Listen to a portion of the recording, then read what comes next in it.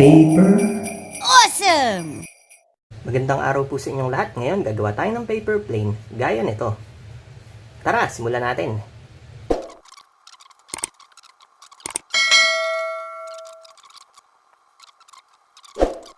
Una, dapat ang papel natin ay parehaba. Kahit anong sukat ng papel, basta parehaba, pwede yan. Ito, ipapantay lang natin dito sa taas. Fold natin siya ng ganito. Yan. Then, balik natin sa dati. Ito, dito naman sa ibaba.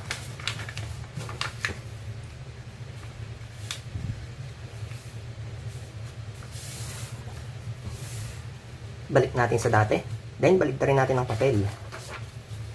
Ito, ipo-fold natin pataas. Isasakto natin dito sa may fold niya kanina. Yan. Then, balik natin sa dati. Balik rin natin ang papel. Ito, diinan lang natin itong gitna. Tapos itong dalawa, pagdidikitin lang natin ng ganito. Yan. Then, i-fold natin siya ng ganito. Rotate natin ang papel. Ito, tupin natin papunta dito sa kanan. Then, ito, isasakto natin dito sa gitna.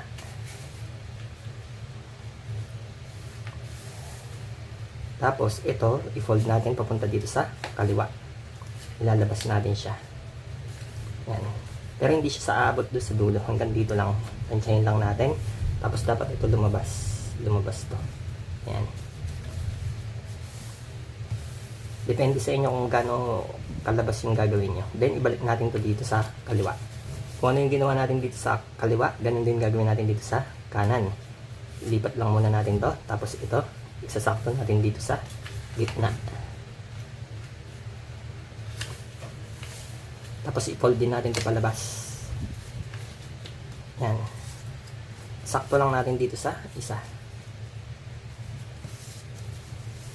Yan. Usad natin ng konti.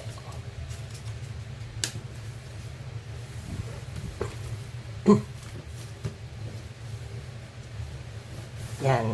Then, balik natin to dito sa kanan. Sunod. Ito. Isasakto natin dito sa gitna.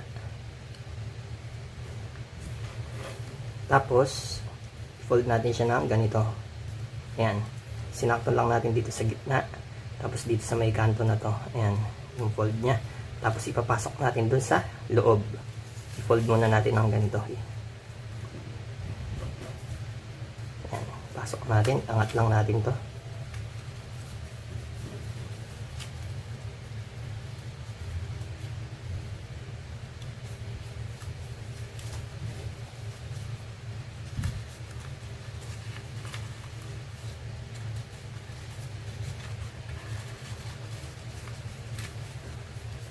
Yan, then itong kabila naman. Pantay muna natin dito sa gitna. Tupin natin ng ganito. Yan. Then, balik natin. Tapos, sundan lang natin yung fold. Tapos, pasok na rin natin siya.